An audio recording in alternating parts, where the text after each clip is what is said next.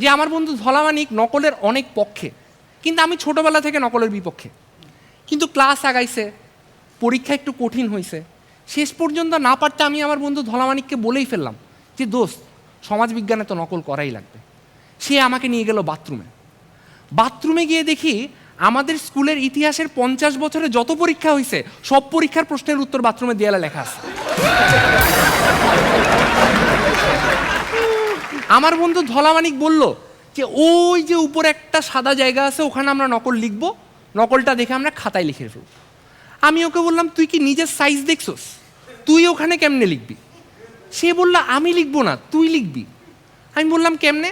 বললো দাঁড়া। এই বলে সে কমোডের উপর দাঁড়াইছে। তারপর বললো আমার কাঁধে ওঠ। আমি ওর কাঁধে উঠছি, কাঁধে উঠে দেয়ালের মধ্যে নকল লিখতেছি। নকল লিখতে লিখতে এক পর্যায়ে ধলামানিক বলল বন্ধু আমার থেকে হিসু আসছে, আমি হিসু করতেছি, তুই তোর মতো নকল লিখ, নিচে তাকাইস। আমি আমার মতো নকল লিখতেছি, লিখতে লিখতে এক পর্যায়ে বললাম বন্ধু আমার তো লেখা শেষ, আমারে নামা।